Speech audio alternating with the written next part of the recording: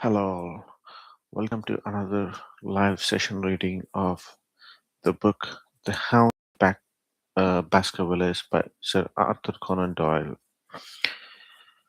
Uh, Without any further delay, let's go ahead with the reading. Chapter 11. The Man on the Tour. The extract from my private diary, which forms the last chapter, has brought my narrative to the 18th of October, a time when these strange events began to move swiftly towards their terrible conclusion. The incidents of the next few days are indelibly graven upon my recollection, and I can tell them without reference to the notes made at the time. I start them from the day which succeeded that upon which I had established two facts of great importance. The one that Mrs. Laura Lyons of Coombe Tracey had written to Sir Charles Baskerville and made an appointment with him at the very place and hour that he met his death. The other, that the lurking man upon the moor was to be found among the stone huts upon the hillside. With these two facts in my possession, I felt that either my intelligence or my courage must be deficient if I could not throw some further light upon these dark places. I had no opportunity to tell the baronet what I had learned about Mrs. Lyons upon the evening before, for Dr. Mortimer remained with him at cards until it was very late. At breakfast, however, I informed him about my discovery and asked him whether he would care to accompany me to Coombe Tracey. At first, he was very eager to come, but on second thoughts, it seemed to both of us that if I went alone, the results might be better.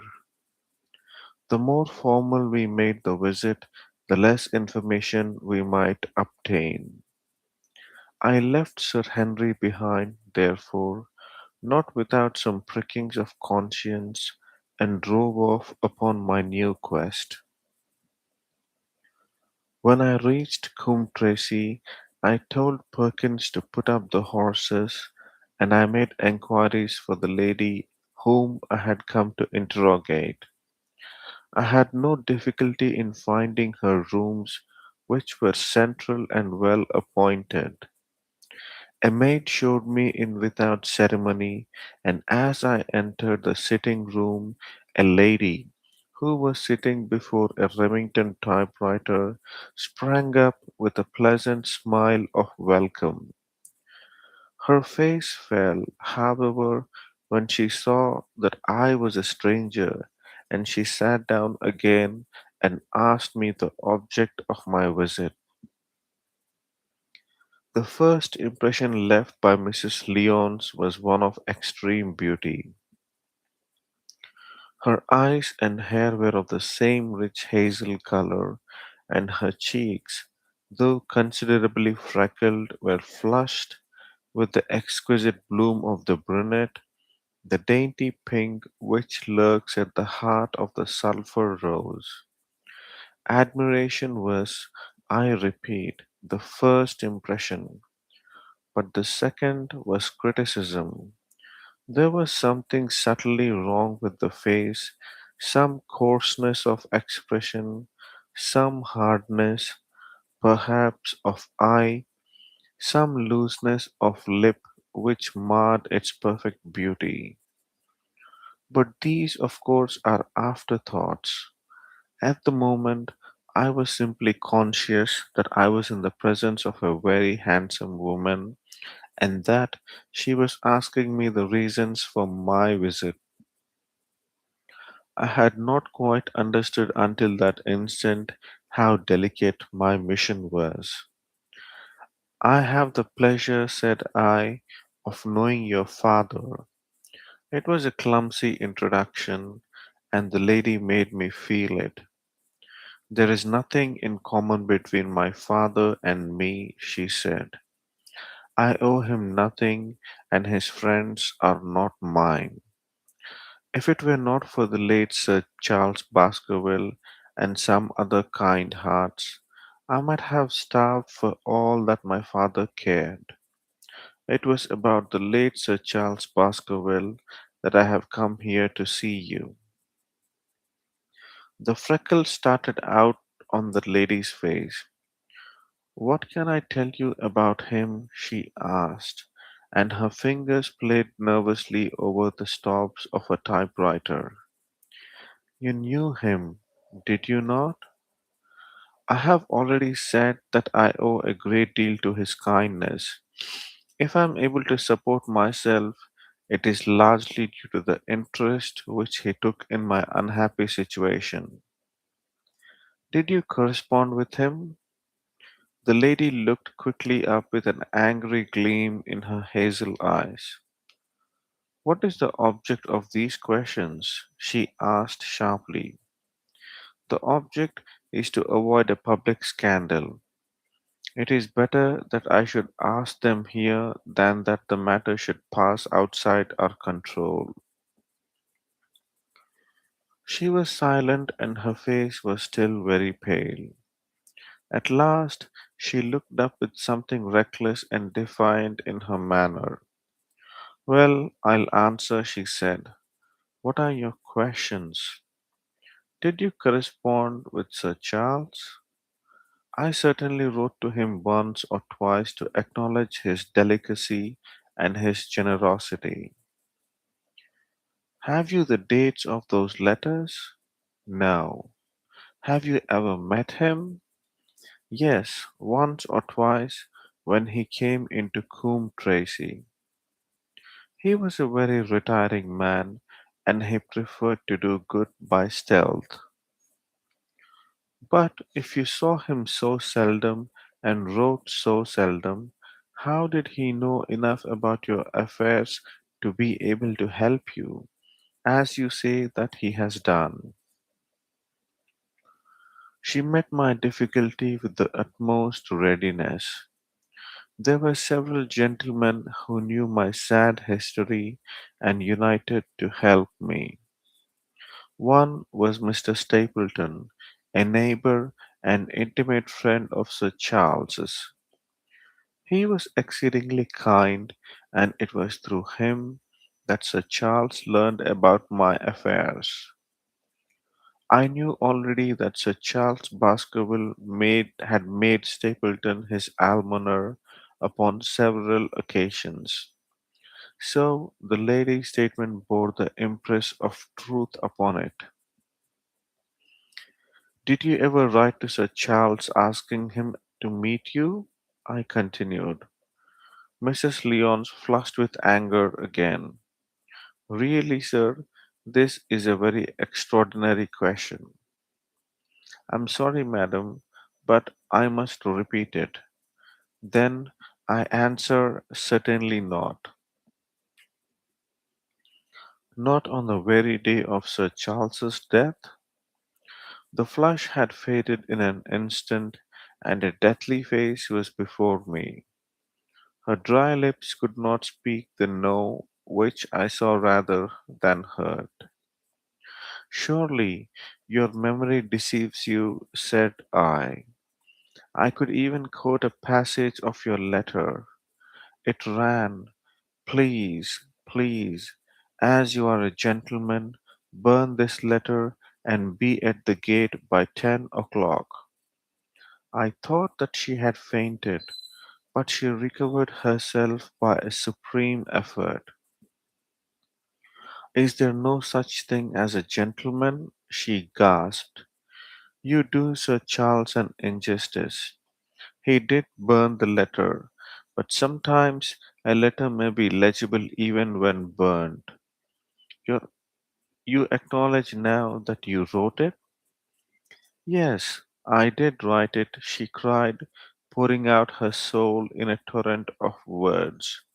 I did write it. Why should I deny it? I have no reason to be ashamed of it.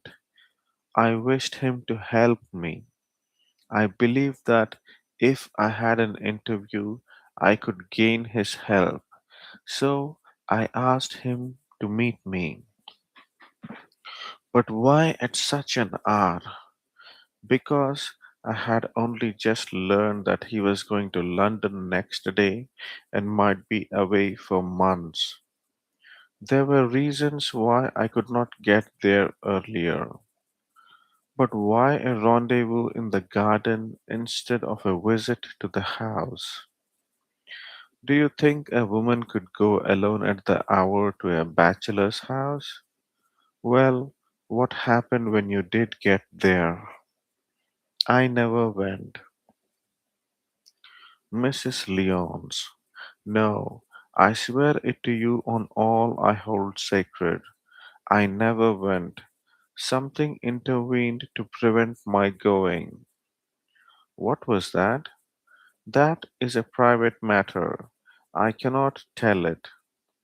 You acknowledge then that you made an appointment with Sir Charles at the very hour and place at which he met his death, but you deny that you kept the appointment? That is the truth.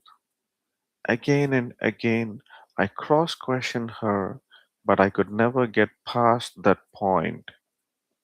Mrs. Lyons, said I, as I rose from this long and inconclusive interview, you are taking a very great responsibility and putting yourself in a very false position by not making an absolutely clean breast of all that you know. If I have to call in the aid of the police, you will find out how serious you are compromised. If your position is innocent, why did you in the first instance deny having written to Sir Charles upon that date? Because I feared that some false conclusion might be drawn from it and that I might find myself involved in a scandal. And why were you so pressing that Sir Charles should destroy your letter? If you have read the letter, you will know. I did not say that I had read all the letter. You quoted some of it. I quoted the postscript. The letter had, as I said, been burned and it was not all legible. I asked you once again why it was that you were so pressing that Sir Charles should destroy this letter which he received on the day of his death. The matter is a very private one. The more reason why you should avoid a public investigation. I will tell you then. If you have heard anything of my unhappy history, you will know that I made a rash marriage and had reason to regret it. I have heard so much. My life has been one incessant persecution from my husband, whom I abhor. The law is upon his side, and every day I am faced by the possibility that he may force me to live with him. At the time that I wrote this letter to Sir Charles, I had learned that there was a prospect of my regaining my freedom if certain expenses could be met. It meant everything to me: peace of mind, happiness, self respect, everything. I knew Sir Charles's generosity, and I thought that if he heard the story from my own lips, he would help me. Then how is that you did not go? Because I received help in the interval from another source. Why then did you not write to Sir Charles and explain this? So I should have done had I not seen his death in the paper next morning. The woman's story hung coherently together, and all my questions were unable to shake it. I could only check it by finding if she had indeed instituted diverse proceedings against her husband at or about the time of the tragedy. It was unlikely that she would dare to say that she had not been to Baskerville Hall if she really had been, for a trap would be necessary to take her there, and could not have returned to Coombe Tracy until the early hours of the morning. Such an excursion could not be kept secret. The probability was, therefore, that she was telling the truth, or at least a part of the truth. I came away baffled and disheartened. Once again, I had reached the dead wall which seemed to be built across every path by which I tried to get at the object of my mission. And yet, the more I thought of the lady's face and of her manner, the more I felt that something was being held back from me. Why should she turn so pale? Why should she fight against every admission until it was forced from her? Why should she have been so reticent at the time of the tragedy? Surely the explanation of all this could not be as innocent as she would have me believe. For the moment, I could proceed no farther in that direction, but must turn back to that other clue which was to be sought for among the stone huts upon the moor. And that was a most vague direction. I realized it as I drove back and noted how hill after hill showed traces of the ancient people.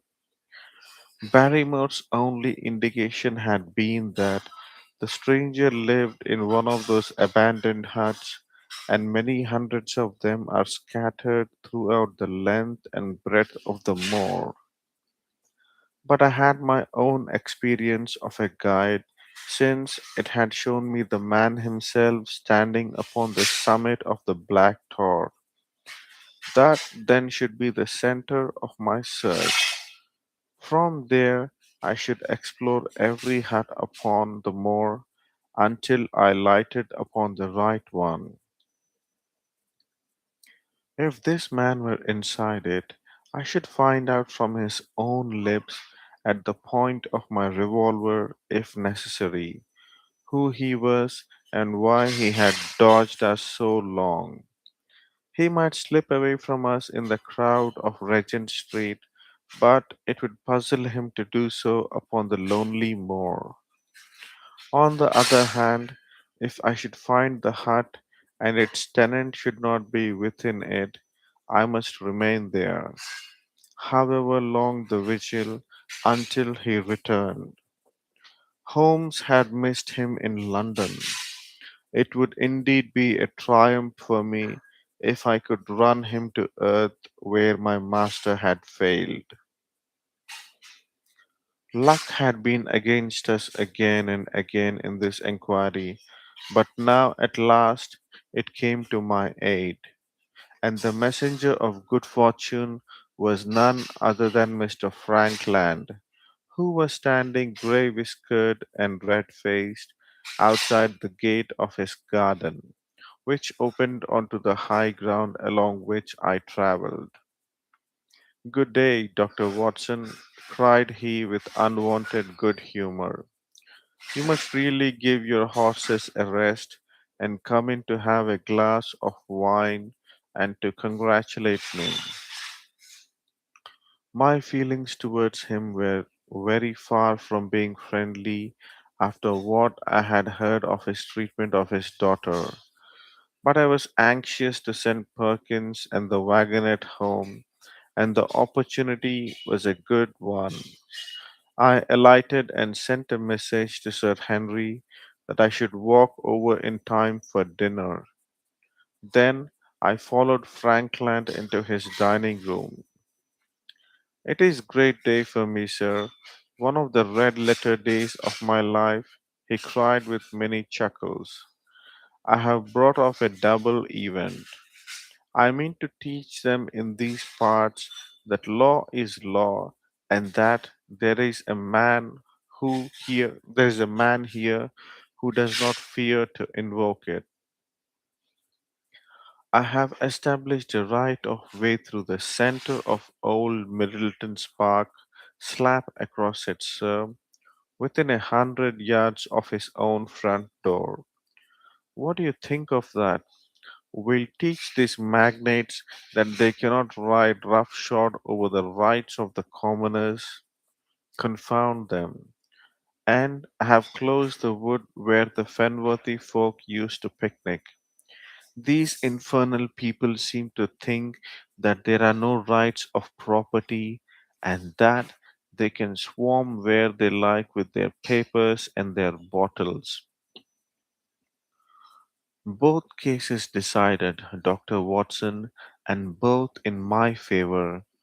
I haven't had such a day since I had Sir John Morland for trespass because he shot in his own warren. How on earth did you do that? Look it up in the book, sir. It will repay readiness. It will repay reading. Frankland versus Morland, Court of Queen's Bench. It cost me £200, but I got my verdict. Did it do you any good? None, sir. I'm proud to say that I had no interest in the matter. I act entirely from a sense of public duty. I have no doubt, for example, that the Fenworthy people will burn me in effigy tonight. I told the police last time they did it that they should stop these disgraceful exhibitions. The county constabulary is in a scandalous state, sir, and it has not afforded me the protection to which I am entitled. The case of Franklin versus Regina will bring the matter before the attention of the public. I told them that they would have occasion to regret their treatment of me, and already my words have come true. How so? I asked. The old man put on a very knowing expression. Because I could tell him what they are dying to know, but nothing would induce me to help the rascals in any way. I had been casting round for some excuse by which I could get away from his gossip, but now I began to wish to hear more of it. I had seen enough of the contrary nature of the old sinner to understand that any strong sign of interest would be the surest way to stop his confidences. Some poaching case, no doubt, said I with an indifferent manner. Ha ha, my boy, a very much more important matter than that. What about the convict on the moor? I stared. You don't mean that you know where he is? Said I. I may not know exactly where he is, but I'm quite sure that I could help the police to lay their hands on me. Has it never struck you that the way to catch that man was to find out whether he got his food, where he got his food, and so trace it to him? He certainly seemed to be getting uncomfortably near the truth. No doubt, said I. But how do you know that he is anywhere upon the moor? I know it because I have seen with my own eyes the messenger who takes him his food. My heart sank for Barrymore. It was a serious thing to be in the power of this spiteful old busybody. But his next remark took a weight from my mind. You'll be surprised to hear that his food is taken to him by a child. I see him every day through my telescope upon the roof. He passes along the same path at the same hour, and to whom should he be going except to the convict? Here was luck indeed, and yet I suppressed all appearance of interest. A child? Barrymore had said that our unknown was supplied by a boy. It was on his track and not upon the convicts that Frankland had stumbled. If I could get his knowledge, it might save me a long and weary hunt, but incredulity and indifference were evidently my strongest cards. I should say that it was much more likely that it was the son of one of the moorland shepherds taking out his father's dinner. The least appearance of opposition struck fire out of the old autocrat. His eyes looked malignantly at me, and his grey whiskers bristled like those of any angry cat. Indeed, sir, said he, pointing out over to the wide reaching moor. Do you see that black tor over there? Well, do you see the low hill beyond with the thorn bush upon it? It is the stoniest part of the whole moor. Is that a place where a shepherd would be likely to take his station? Your suggestion, sir, is a most absurd one. I meekly answered that I had spoken without knowing all the facts. My submission pleased him and led him to further confidences. You may be sure, sir, that I have very good grounds before I come to an opinion. I have seen the boy again and again with his bundle. Every day, and sometimes twice a day, I have been able. But wait a moment, Dr. Watson. Do my eyes deceive me, or is there at the present moment something moving upon that hillside? It was several miles off, but I could distinctly see a small dark dot against the dull green and grey. Come, sir, come, cried Franklin, rushing upstairs. You will see with your own eyes and judge for yourself. The telescope, a formidable instrument mounted upon a tripod, stood upon the flat leads of the house. Franklin clapped his eye to it and gave a cry of satisfaction. Quick, Dr. Watson, quick, before he passes over the hill. There he was, sure enough, a small urchin with a little bundle upon his shoulder, toiling slowly up the hill. When he reached the crest, I saw the ragged, uncouth figure outlined for an instant against the cold blue sky.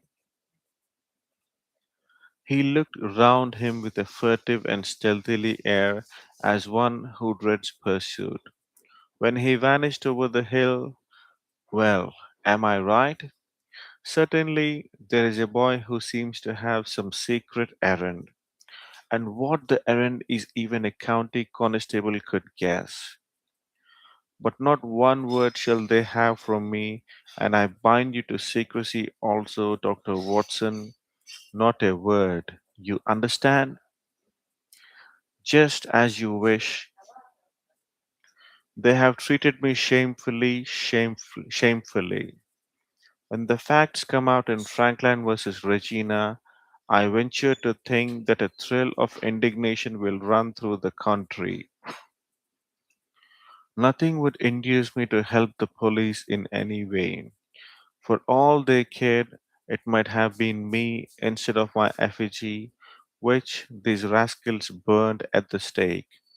Surely you're not going. You will help me to empty the decanter in honor of this great occasion. But I resisted all his solicitations and succeeded in dissuading him from his announced intention of walking home with me. I kept the road as long as his eye was on me, and then I struck off across the moor and made for the stony hill over which the boy had disappeared. Everything was working in my favor, and I swore that it should not be through lack of energy or perseverance that I should miss the chance which fortune had thrown in my way. The sun was already sinking when I reached the summit of the hill, and the long slopes beneath me were all golden green on one side and grey shadow on the other. A haze lay low upon the farthest skyline, out of which jutted the fantastic shapes of Believer and Vixen Tor. Over the wide expanse there was no sound and no movement. One great grey bird, a gull or curlew, soared aloft in the blue heaven. He and I seemed to be the only living things between the huge arch of the sky and the desert beneath it. The barren scene, the sense of loneliness, and the mystery and urgency of my task all struck a chill into my heart. The boy was nowhere to be seen, but down beneath me in a cleft of the hills there was a circle of the old stone huts, and in the middle of them there was one which retained sufficient roof to act as a screen against the weather. My heart leaped within me as I saw it. This must be the burrow where the stranger lurked. At last, my foot was on the threshold of his hiding place. His secret was within my grasp. As I approached the hut, walking as warily as Stapleton would do, when with poised net he drew near the settled butterfly, I satisfied myself that the place had indeed been used as a habitation. A vague pathway among the boulders led to the dilapidated opening which served as a door. All was silent within. The unknown might be lurking there, or he might be prowling on the moor. My nerves tingled with the sense of adventure. Throwing aside my cigarette, I closed my hand upon the butt of my revolver and walking swiftly up to the door, I looked in. The place was empty, but there were ample signs that I had not come upon a false scent. This was certainly where the man lived. Some blankets rolled in a waterproof lay upon that very stone slab upon which Neolithic man had once slumbered. The ashes of a fire were heaped in a rude grate. Beside it lay some cooking utensils and a bucket half full of water. A litter of empty tins showed that the place had been occupied for some time, and I saw, as my eyes became accustomed to the checkered light, a pannikin and a half full bottle of spirit standing in the corner. In the middle of the hut, a flat stone served the purpose of the table, and upon this stood a small cloth bundle, the same, no doubt, which I had seen through the telescope upon the shoulder of the boy. It contained a loaf of bread, a tinned tongue, and two tins of preserved peaches. As I set it down again after having examined it, my heart leaped to see that beneath it there lay a sheet of paper with writing upon it. I raised it, and this was what I read, roughly scrawled in pencil. Dr. Watson has gone to Coombe Tracy. For a minute I stood there with the paper in my hands, thinking out the meaning of this curt message. It was I, then, and not Sir Henry, who was being dogged by his secret man. He had not followed me himself, but he had set an agent, the boy, perhaps upon my track, and this was his report. Possibly I had taken no step since I had been upon the moor which had not been observed and reported. Always there was this feeling of an unseen force, a fine net drawing round us with infinite skill and delicacy, holding us so lightly that it was only at some supreme moment that one realized that one was indeed entangled in its meshes. If there was one report, there might be others. So I looked round the hut in search of them. There was no trace, however, of anything of the kind, nor could I discover any sign which might indicate the character or intentions of the man who lived in this singular place, save that he must be of Spartan habits and cared little for the comforts of life. When I thought of the heavy rains and looked at the gaping roof, I understood how strong and immutable must be the purpose which had kept him in that inhospitable abode. Was he our malignant enemy, or was he by chance our guardian angel? I swore that I would not leave the hut until I knew. Outside, the sun was sinking low, and the west was blazing with scarlet and gold. Its reflection was shot back in ruddy patches by the distant pools which lay amid the great Grimpen mire. There were the two towers of Baskerville Hall, and there a distant blur of smoke which marked the village of Grimpen. Between the two, behind the hill, was the house of the Stapletons. All was sweet and mellow and peaceful in the golden evening light, and yet, as I looked at them, my soul shared none of the peace of nature, but quivered at the vagueness and the terror of that interview which every instant was bringing nearer. With tingling nerves but a fixed purpose, I sat in the dark recess of the hut and waited with somber patience for the coming of its tenant. And then at last I heard him. Far away came the sharp clink of a boot striking upon a stone. Then another and yet another. Coming nearer and nearer, I shrank back into the darkest corner and cocked the pistol in my pocket, determined not to discover myself until I had an opportunity of seeing something of the stranger. There was a long pause which showed that he had stopped. Then once more the footsteps approached, and a shadow fell across the opening of the hut. "It is a lovely evening, my dear Watson," said a well known voice. "I really think that you will be more comfortable outside than in." The end of the chapter.